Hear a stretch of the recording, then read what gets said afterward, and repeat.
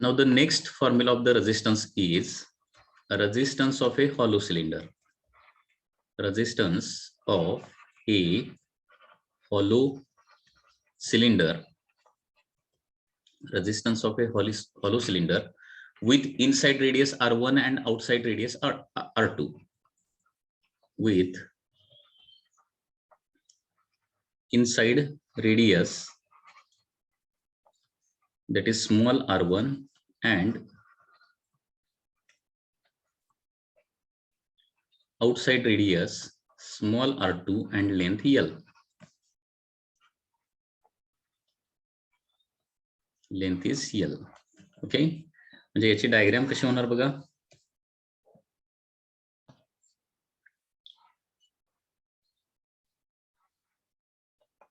So this is a hollow cylinder. ज्याची length किती आहे, length is equal to L असणार आहे. Inside radius is small r1 and outside radius is small r2. ठीक आहे. आता इथं रेजिस्टन्स कुठल्या दोन पॉइंट मध्ये आहे दॅट इज इम्पॉर्टंट. ओके, तर first of all resistance of hollow cylinder across the length. Across length. Okay, across length resistance म्हणजे काय नेमकं, तर लक्षात घ्या लेफ्ट हँड साइडला आपण काय केलं, हाय पोटेन्शियल दिलं. ओके, लेफ्ट हँड साइडला काय केलं, हाय पीडी पोटेन्शियल जोडलं. म्हणजे for example 10 volt, 5 volt, 6 volt and so on. आणि राईट हँड साइडला 0 व्होल्ट जोडलं, लो पोटेन्शियल जोडलं. तर करंट कसा फ्लो होणार आहे, अलॉंग द लेंथ फ्लो होणार आहे. म्हणजे जो मटेरियलचा पार्ट आहे त्याच्यामधून असा करंट जो आहे तो काय होणार आहे, फ्लो होणार आहे. Okay, so current flows across the, current flows along the length. मग अलॉंग द लेंथ किंवा अक्रॉस द लेंथ याचा रेजिस्टन्स किती असणार आहे, तर रेजिस्टन्सचा बेसिक फॉर्म्युला काय आहे, rho into L divided by A येणार आहे. So across the length resistance येणार आहे रो इंटू लेंथ किती घेणार, L घेणार. आणि एरिया ऑफ क्रॉस सेक्शन किती घेणार, तर एवढ्या एरिया मधूनच काय होणार आहे, करंट जो आहे तो left end to right end जो आहे तो मूव्ह करणार आहे. त्याच्यामुळे हा एरिया, शेडेड एरिया जो आहे तो आपल्याला घ्यावा लागेल. आणि तो शेडेड एरिया असणार आहे पाय r2 square minus r1 square. So this is the resistance across the length. म्हणजे लेफ्ट एंड कडून राईट एंडला जर करंट जर फ्लो होत असेल तर रेजिस्टन्स किती येणार आहे, तर रेजिस्टन्स एवढा येणार आहे. So this is the formula for that. Rho into L divided by area of cross section. आणि एरिया ऑफ क्रॉस सेक्शन असणार आहे pi into r2 square minus r1 square. त्याच्यानंतर second is resistance between inside and outside radius. Inside and outside surface. Across inside and outside surface. म्हणजे inside outside सरफेसच्या across आपल्याला resistance जर काढायचा असेल तर करंट कसा फ्लो होणार किंवा बॅटरी कशी जोडलेली असणार हे तुम्हाला कळलं पाहिजे. तर याच्यामध्ये बॅटरी जी आहे हायर पोटेन्शियल आतल्या सरफेसला आपण देणार आणि लोअर पोटेन्शियल बाहेरच्या सरफेसला देणार. आणि त्याच्यामुळे करंट जो आहे तो काय होणार आहे, या थिकनेस मधून इनसाइड टू आउटसाइड फ्लो होणार आहे. तर या केसमध्ये रेजिस्टन्सचा फॉर्म्युला काय आहे बघा. हा इंटिग्रेशन हा ऍक्च्युअली प्रॉब्लेम सॉल्व्ह करावा लागतो. ओके, ते इंटिग्रेशनच्या सोल्युशन मध्ये आपण जाणार नाही, डायरेक्टली याचा फॉर्म्युला बघूया. Resistance R is equal to rho divided by 2 pi L ln R2 divided by R1. So this is the formula. Rho divided by 2 pi L. Rho म्हणजे पुन्हा एकदा काय, रेजिस्टिव्हिटी आहे लक्षात घ्या, किंवा स्पेसिफिक रेजिस्टन्स आहे. 2 pi L is the length. Ln म्हणजे काय आहे, log to the base E आहे. आणि outside radius divided by inside radius R2 divided by R1 येणार आहे. ओके, हे रेजिस्टन्स ऑफ हॉलो सिलेंडर झालं. तसं रेजिस्टन्स ऑफ हॉलो स्पियर काय येणार बघा. Next resistance of hollow sphere.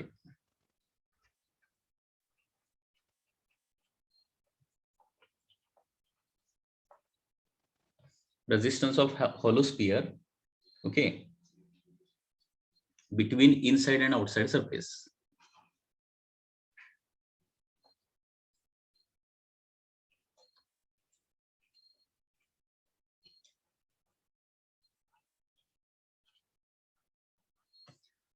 Okay, so this is suppose a sphere which is hollow from inside like this.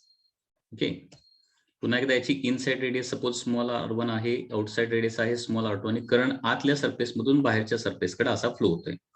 तर inside surface आणि आउटसाइड सरफेस यांच्यामधला resistance इथं किती येणार आहे? तर या रेझिस्टन्सचा फॉर्म्युला आहे R is equal to that is rho divided by 4 pi in bracket 1 by r1 minus 1 by r2. हे फॉर्म्युले जे आहे ते तुम्हाला ऍज इट इज पाठ करायचे आहेत. लक्षात आलं? तर या पद्धतीने रेझिस्टन्सेसचे डिफरंट फॉर्म्युले आहेत. लक्षात घ्या. ठीक आहे. म्हणजे रेझिस्टन्स कधी चेंज होतो? जर लेंथ चेंज झाली आणि area of cross section change झाला तर. ठीक आहे.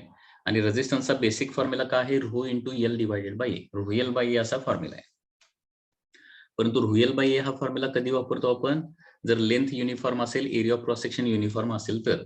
आणि लेंथ किंवा एरिया जर युनिफॉर्म नसेल, okay, mostly area of cross section non uniform असण्याची शक्यता असते. म्हणजे area of cross section non uniform असेल तर मात्र आपल्याला इंटिग्रेशन तो प्रॉब्लेम सॉल्व्ह करावा लागतो. म्हणजे फॉर एक्झाम्पल हे बघा, असा सिंगल कंडक्टर असेल, म्हणजे एरिया याचा युनिफॉर्म असेल तर रेझिस्टन्सचा फॉर्म्युला काय वापरायचा? R is equal to rho into L divided by A येणार आहे. म्हणजे याची रेझिस्टिव्हिटी रो असणार, लेंथ एल आणि area of cross section left to right तेवढाच आहे. हा एरिया ऑफ क्रॉस सेक्शन वाढत असेल किंवा कमी होत असेल तर काय झाला? हा व्हेरिएबल एरिया झाला. तर या ठिकाणी काय होणार? रेझिस्टन्स इज इक्वल टू येणार आहे रो इंटू इंटिग्रेशन ऑफ काय होणार आहे? Rho into integration of 1 by a dx. 1 by a dx किंवा 1 by a dl असं पण लिहू शकतो. म्हणजे variable area of cross section असेल तर या पद्धतीने करावं लागेल. हा एरिया इथं variable area of cross section आहे. किंवा आपण मगाशी जे सिलेंडर काढलं या पद्धतीनं लाईक दिस. ओके, आणि करंट जो आहे तो आतल्या सरफेस मधून बाहेरच्या सरफेस कडे असा जर करंट फ्लो होत असेल तर इथं देखील बाहेर जाईल तसं एरिया ऑफ क्रॉस सेक्शन काय होणार आहे? वाढत वाढत वाढत वाढत जाणार आहे. लक्षात येते का? म्हणजे इथं देखील रेझिस्टन्सचा फॉर्म्युला हाच वापरावा लागणार, rho in bracket integration of 1 by a dx, resistivity into integration of 1 by a dx. Okay, फक्त तुम्हाला हे आता काय करावं लागणार आहे? एरिया कुणाचा घ्यायचा आहे? स्मॉल एलिमेंटचा घ्यायचा आहे. आणि त्याच्यासाठी स्मॉल एलिमेंट तुम्हाला कन्सिडर करावं लागणार आहे. म्हणजे अशा प्रकारे हा ट्रंकेटेड कोन असेल, म्हणजे कोन शेप्ड असेल, म्हणजे कंटिन्युअसली एरिया कमी होत असेल तर काय करावं लागेल तुम्हाला? एक small element of thickness dx घ्यावा लागणार आहे. Small element of thickness dx आणि ज्याची रेडियस किती असणार आहे? फॉर एक्झाम्पल रेडियस असणार आहे दॅट इज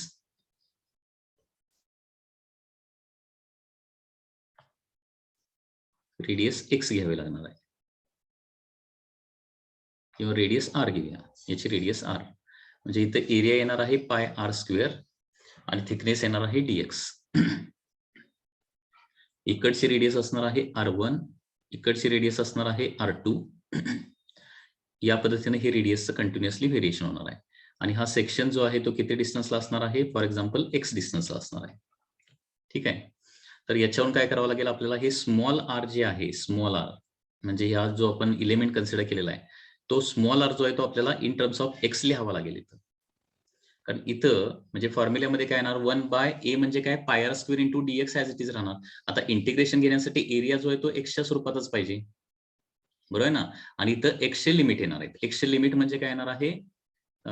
0 पासून एल पर्यंत हे लिमिट येणार आहे, 0 टू एल. कारण इलिमेंट जो आहे तो लेफ्ट पासून राईट पर्यंत कुठेही कन्सिडर करू शकतो. म्हणजे लिमिट्स येणार आहेत 0 टू एल पर्यंत. ओके,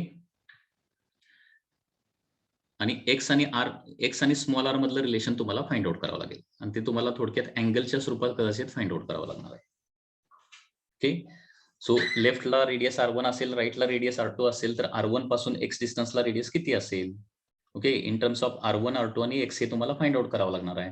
तर त्याच्यामध्ये R1, R2 कॉन्स्टंट असणार आणि एक्स व्हेरिएबल असणार आहे. हे इक्वेशन ए च्या ठिकाणी ठेवलं तर आपण जो डिराइव्ह केलेला फॉर्म्युला आहे ना तो फॉर्म्युला मिळेल.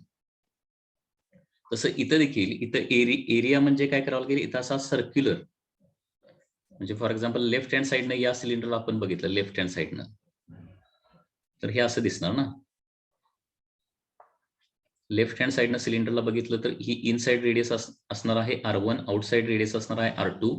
आता इथं लक्षात घ्या, आपण कसं करणार, इलेमेंट जो आहे तो असा dx थिकनेसचा सर्क्युलर इलेमेंट घेणार आहे, लक्षात घ्या या पद्धतीनं. म्हणजे जस्ट हे मेन्स पॉइंट ऑफ व्ह्यू सांगतो, लक्षात घ्या. हे नीटला काय असलं नसणार आहे.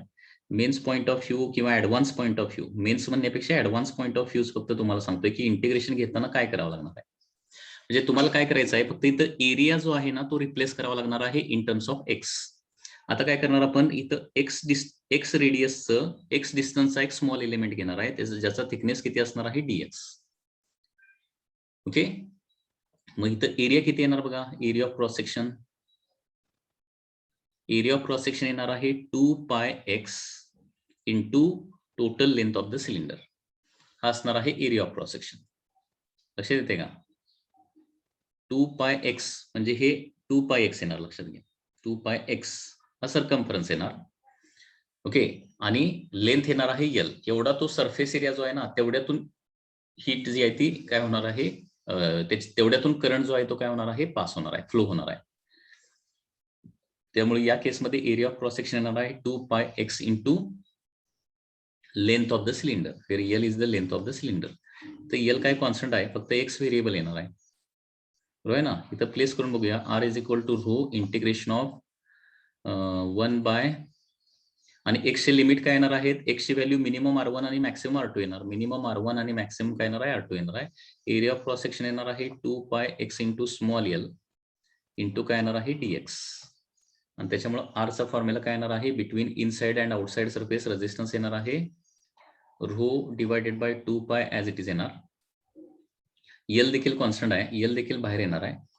आणि इंटिग्रेशन मध्ये काय येणार, 1/x dx. 1/x dx चं इंटिग्रेशन काय येतं माहिती आहे ना, ln x येतं, ln x. आणि याला लिमिट्स आहेत R1 टू R2. आणि त्याच्यामुळे काय होणार आहे, रेजिस्टन्स येणार आहे rho divided by 2πl log to the base e, किंवा ln काय येणार आहे, R2 डिवायडेड बाय R1 येणार आहे. म्हणजे ln R2 minus ln R1 येणार ना. आणि लॉगॅरिथमच्या रूलनुसार ln R2 minus ln R1 म्हणजे ln काय येणार आहे, R2 बाय R1. आणि हाच फॉर्म्युला आलाय बघा इथं. म्हणजे या काही ऍडव्हान्स एक्झामशी रिलेटेड काही इम्पॉर्टंट कन्सेप्ट आहेत. म्हणजे तुम्हाला हे रेजिस्टन्स कॅल्क्युलेशन बाय इंटिग्रेशन हे फक्त आणि फक्त ऍडव्हान्स एक्झामलाच असू शकणार आहे, लक्षात घ्या. नीट एक्झामला किंवा मेन्स एक्झामला येण्याची शक्यता नाहीये. फक्त नीट किंवा मेन्स पॉईंट ऑफ व्ह्यू हे फॉर्म्युले जे आहे ते ऍज इट इज प्रिपेअर करून ठेवा. तसं हॉलो स्पियर जर असेल तर त्याला कॅल्क्युलेशन थोडंसं कसं येणार आहे बघा. हॉलो स्पियर असा असेल, हॉलो स्पियर आतली रेडियस असणार आहे R1, बाहेरची रेडियस असणार आहे R2. आणि इथं काय करतोय आपण, एक छोटासा एलिमेंट घेतोय, असा सर्क्युलर एलिमेंट आपण घेणार.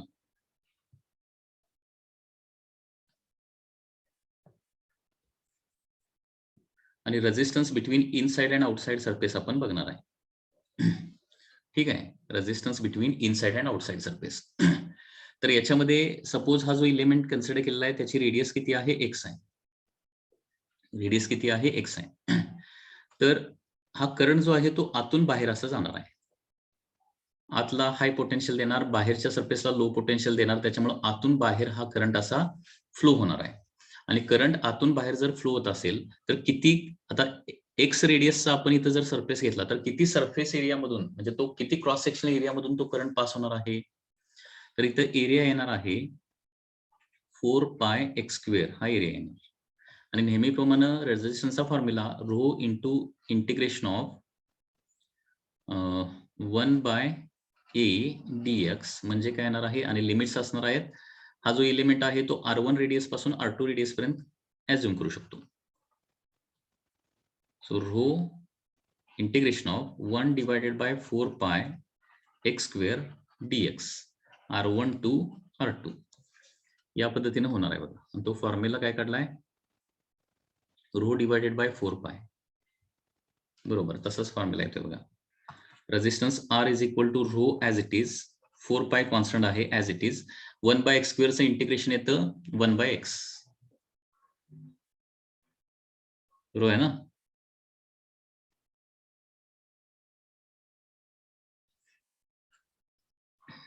1/x² इंटिग्रेशन काय येणार आहे? 1/x येणार आहे. 1/x याला लिमिट्स येणार आहेत R1 to R2 आणि त्याच्यामुळे rho divided by 4π into in bracket काय होणार बघा, rho divided by 4π in bracket 1/R1 minus 1/R2 हा रेजिस्टन्सचा फॉर्म्युला होईल. Rho divided by 4π in bracket 1/R1 minus 1/R2. Okay, जे स्पियरच्या रेजिस्टन्सचा फॉर्म्युला आहे तो rho divided by 4π in bracket 1/R1 minus 1/R2 येणार आहे. इथं बाय मिस्टेक डिनॉमिनेटरला हे लिहिलेलं आहे. ओके, स्पियरचा हॉलो स्पियरचा रेजिस्टन्स अक्रॉस और between inside and outside surface. Okay, काय होणार आहे हा, rho divided by 4π in bracket 1/R1 minus 1/R2 चा हा फॉर्म्युला होणार आहे. ओके, आता एक टेम्परेचर डिपेंडन्सी रिलेटेड आणखी एक क्वेश्चन बघूया. ओके, तर क्वेश्चन काय बघा, Phi graph for a conductor, Phi graph for a conductor at two temperatures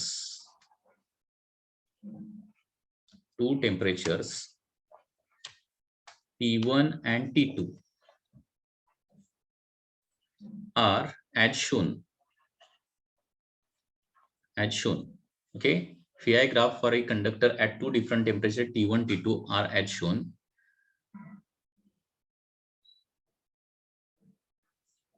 So graph is like this.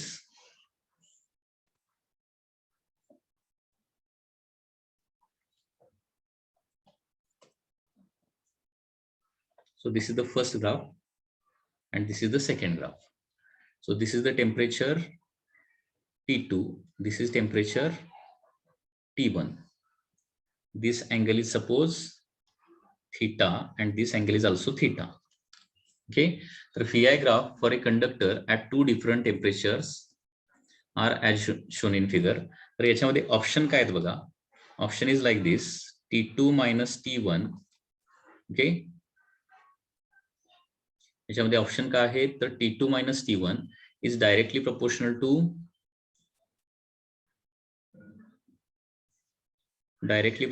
to sin 2 theta. Second आहे that is T2 minus T1 is directly proportional to cos 2 theta. Third आहे T2 minus T1 is directly proportional to cot 2 theta. And last option आहे that is T2 minus T1 is directly proportional to काय येणार आहे, tan 2 theta. Correct option याच्यामधला आपल्याला identify करायचं आहे. म्हणजे voltage current graphs for two different temperatures are as shown in the figure. Okay, आता T1चं एक्स ऍक्सिस बरोबरचा अँगल दिलेला आहे थीटा आणि T2चा वाय ऍक्सिस बरोबरचा अँगल दिलेला आहे थीटा. ओके, आता लक्षात घ्या या ग्राफचा स्लोप काय येणार आहे, स्लोप ऑफ द ग्राफ म्हणजे याचं सोल्युशन कसं येणार बघा. स्लोप ऑफ ग्राफ म्हणजे येणार आहे फी डिवायडेड बाय आय येणार आहे, बरोबर ना. म्हणजे वाय ऍक्सिस वरचा change divided by x axis वरचा चेंज म्हणजेच काय असतं, स्लोप असतं. Slope of the graph is equal to V by I आणि फी बाय आय म्हणजे काय असतं, रेजिस्टन्स असतं. आणि त्याचबरोबर स्लोप ऑफ ग्राफ म्हणजे काय असतं, टॅन ऑफ अँगल थीटा.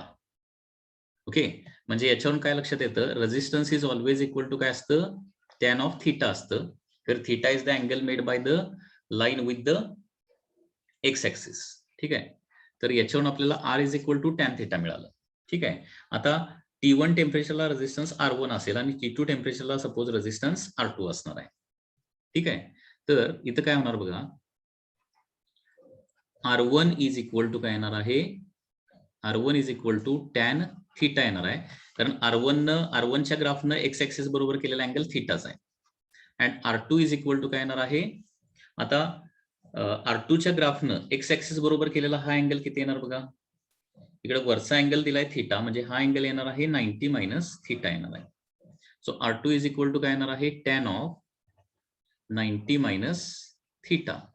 म्हणजे यालाच काय म्हणू शकतो, tan of 90 मायनस थिटा म्हणजे cot थिटा असं आपण म्हणू शकतो, cot थिटा. R1 R2च्या व्हॅल्यू आपल्याला मिळाल्या. ठीक आहे. आता आपल्याला हे पण माहित आहे की change in resistance upon original resistance is equal to alpha into delta theta असतं. म्हणजे थोडक्यात change in resistance is directly proportional to change in temperature असतं. Okay, so delta R is directly proportional to delta theta आपण म्हणू शकतो. आणि इथं आता आपण व्हॅल्यूज प्लेस करूया. डेल्टा आर म्हणजे काय होणार आहे, that is R2 minus R1 होणार आहे. इज डायरेक्टली प्रोपोर्शनल टू काय येणार आहे, that is T2 minus T1 होणार आहे. आता R2 minus R1, okay, R2 minus R1 म्हणजे कॉट थिटा मायनस काय होणार आहे, टॅन थिटा होणार आहे. Directly proportional to T2 minus T1 होणार आहे. आता T2 minus T1 directly proportional to आपल्याला काढायचं आहे. सो देअरफोर इथं काय होणार आहे बघा, T2 minus T1 is directly proportional to cot theta म्हणजे cos theta divided by sine theta minus, okay, tan theta म्हणजे काय येणार आहे, साइन थिटा डिवायडेड बाय काय असतं, कॉस थिटा असतं. सो डायरेक्टली प्रोपोर्शनल टू, हे क्रॉस मल्टिप्लिकेशन करूया, cos square theta minus sine square theta होणार, minus sine square theta divided by sine theta cos theta.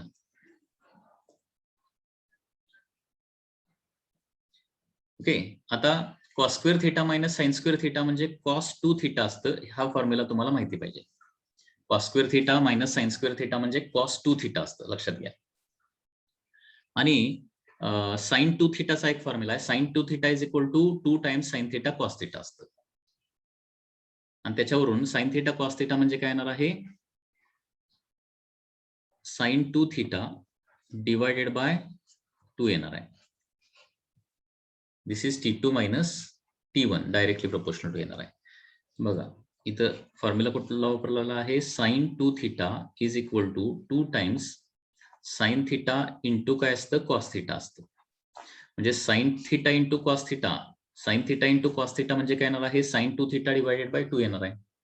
So therefore T2 minus T1 is directly proportional to काय येणार आहे बघा, cos theta divided by sine 2 theta म्हणजे काय येणार आहे, cot 2 theta येणार आहे. आणि इथं डायरेक्टली प्रोपोर्शनल टू साइन आहे म्हणजे सगळे कॉन्स्टंट काय करायचे, काढून टाकायचे. And therefore T2 minus T1 directly proportional to काय येणार आहे, कॉट 2 थिटा येणार आहे. The next part is color code system. Color code system for carbon resistors.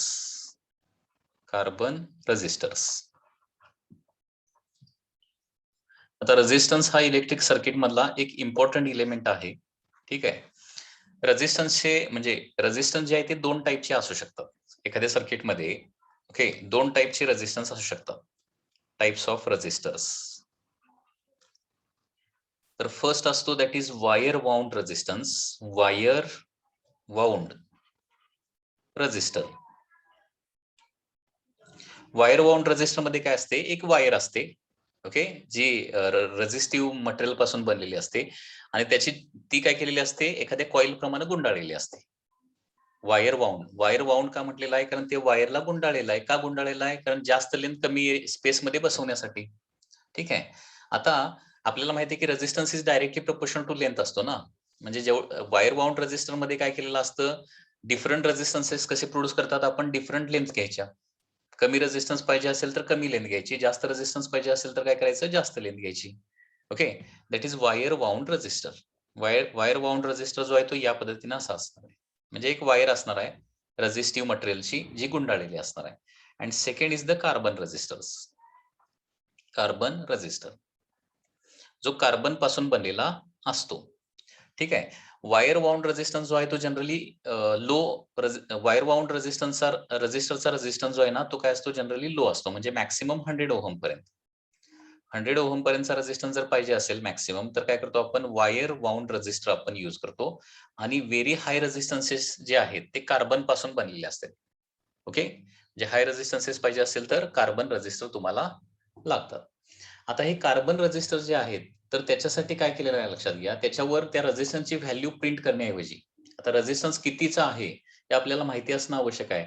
आणि त्याच्यासाठी ती व्हॅल्यू त्या रजिस्टरवर प्रिंट न करता काय केलेलं आहे, कलर कोड सिस्टीम काय केलेली आहे तिथं डिझाईन केलेली आहे. आणि ती कोणी डिझाईन केलेली आहे, electronic industries association. Okay, a colour code system is designed by electronic industries association. This system is designed by EIA. म्हणजेच काय, याचा लॉंग फॉर्म आहे electronics industries association. Electronic industries association. Okay, यांनी ही कलर कोड सिस्टीम जी आहे ती design केलेली आहे. आता ह्या कलर कोड सिस्टीम मध्ये काय असतं बघा, सपोज हा एक कार्बन रजिस्टर आहे जो मोस्टली सिलेंड्रिकल शेपचा असणार आहे. कार्बन रजिस्टर डिफरंट शेप मध्ये अवेलेबल असतात, तर याच्यामधला आपण सिलेंड्रिकल शेपचा घेतोय.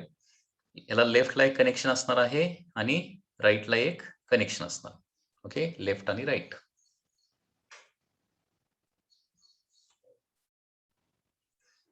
आणि या कार्बन रजिस्टरवर काय असणार आहे, 4 कलर्ड बँड्स असणार आहेत. Colored bands. So this is the first colored band, this is the second colored band, and after that there is a third colored band. आणि फोर्थ कलर्ड बँड जो आहे तो काय असणार आहे, त्याच्यापासून थोडासा जास्त डिस्टन्सला असणार आहे. सो कार्बन रजिस्टर जे आहे तर त्याच्यावर काय केलेलं आहे, 4 कलर्ड बँड्स असतात.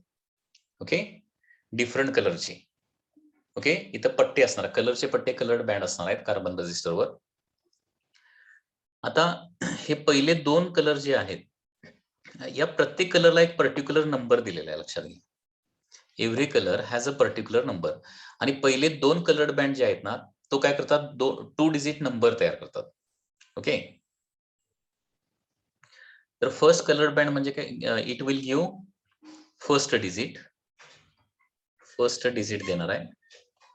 Okay, and second coloured band तुम्हाला काय देणार आहे, सेकंड डिजिट देणार आहे. सेकंड डिजिट, ठीक आहे. आणि पहिल्या 2 कलर्ड बँड वरून काय मिळणार आहे, एक 2 डिजिट नंबर मिळणार आहे. म्हणजे पहिल्या कलर पासून नंबर एक 3 मिळाला, सेकंड बँड पासून नंबर आपल्याला 5 मिळाला, तर 35 हा एक नंबर मिळणार आहे पहिल्या 2 बँड वरून. त्याच्यानंतर थर्ड बँड म्हणजे काय असणार आहे, इट इज डेसिमल मल्टिप्लायर असणार आहे. Okay, decimal multiplier. Decimal multiplier म्हणजे काय, दॅट इज 10 ची पॉवर देणार आहे, पॉवर ऑफ 10. डेसिबल मल्टिप्लायर म्हणजे आता फॉर एक्झाम्पल या थर्ड बँड मधून सपोज नंबर काय आला, 2 आला. थर्ड बँडचा नंबर म्हणजे थर्ड बँडचा कलर जो आहे त्या कलरवर नंबर 2 आला, तर काय होणार आहे, त्याचा मिनिंग 10⁻² होणार आहे. आणि फोर्थ बँड म्हणजे काय असणार आहे, टॉलरन्स असणार आहे. आता टॉलरन्स म्हणजे काय, तर पर्सेंटेज अॅक्युरसी किंवा पर्सेंटेज एरर असं त्याला म्हटलं जातं. कारण कुठलाही रेझिस्टन्स आपण हे मास प्रोडक्शन मध्ये प्रोड्यूस करत असल्यामुळं अॅक्युरसी त्याच्यामध्ये मेन्शन करणं इम्पॉर्टंट आहे. म्हणजे आपण या फर्स्ट 3 डिजिट वरून जो काय, फर्स्ट 3 बँड वरून जो काय रेझिस्टन्स आलेला आहे त्याच्यामध्ये किती पर्सेंट अॅक्युरसी आहे. ओके, त्याला काय म्हणतो आपण, टॉलरन्स असं म्हणतो. हा टॉलरन्स जो आहे तो ±5% असतो किंवा ±10% असतो किंवा ±20% असतो. ही त्या टॉलरन्स म्हणजे काय आहे, थोडक्यात त्या रेझिस्टन्स मधली अॅक्युरसी. आता कार्बन रेझिस्टर ऍक्च्युअली कसा दिसायला असतो ते जरा बघा. ऍक्च्युअली याच्यामध्ये लक्षात घ्या, all these are carbon register. इथं तुम्हाला दिसत असेल बघा, हा कार्बन रजिस्टर आहे. म्हणजे एखादं इलेक्ट्रिक सर्किट तुम्ही ओपन केला तर या पद्धतीचे रजिस्टर तुम्हाला त्या सर्किटमध्ये बघायला मिळतील. ओके, तर इथं जी इमेज दिसते याच्यामध्ये तुम्हाला डिफरंट कलर्स दिसत आहेत बघा, बरोबर आहे ना. जे 4 कलर्ड बँड्स दिसत आहेत. जे फॉर एक्झाम्पल हा इथं घेतला तर काय होणार आहे, फर्स्ट कलर कुठला आहे त्याच्यामधला, फर्स्ट कलर जो आहे दॅट इज ब्राऊन आहे. सेकंड कलर कुठला आहे, रेड आहे. त्याच्यानंतर कुठला आहे, ब्राऊन आहे. आणि फायनली कुठला आहे, गोल्ड कलर आहे. ओके, तर या पद्धतीने त्या रजिस्टरवर जे आहे ते कलर जे आहे ते काय केलेले असतात, कलर्ड बँड प्रिंट केलेले असतात. This is one more example. Okay, तर याच्यामध्ये फर्स्ट कलर कुठला घ्यायचा आहे, जे 3 असतात ना ते क्लोज असतात आणि एक त्याच्यापासून सेपरेट असतो. म्हणजे फॉर एक्झाम्पल इथं कुठला येणार आहे, ब्ल्यू, रेड, ब्लॅक आणि हा कुठला आहे, येलो किंवा गोल्ड कलर आहे, गोल्ड कलर. किंवा इथं ही डायग्राम बघू शकताय तुम्ही. बघा याच्यामध्ये फर्स्ट कलर कुठला दिसतोय माहितीये का? म्हणजे सिक्वेन्स कोणीकडून बघायचा आहे? क्लोज जे आहेत ना तिकडून सिक्वेन्स बघायचा आहे. म्हणजे फॉर एक्झाम्पल इथं दिस इज द फर्स्ट कलर, जो कुठला आहे? ग्रीन कलर आहे. सेकंड कुठला आहे? ब्ल्यू कलर आहे. थर्ड कुठला आहे? ब्राऊन कलर आहे. आणि फोर्थ कुठला आहे? दॅट इज गोल्ड कलर आहे. तर या पद्धतीने ही कलर कोड सिस्टीम आहे. ओके, हे कलर्ड बँड्स आहेत. आता या कलर्ड बँड वरून आपण रेझिस्टन्स कसा फाइंड आउट करायचा आहे ते आपल्याला बघायचं आहे कलर्ड बँड वरून. ओके,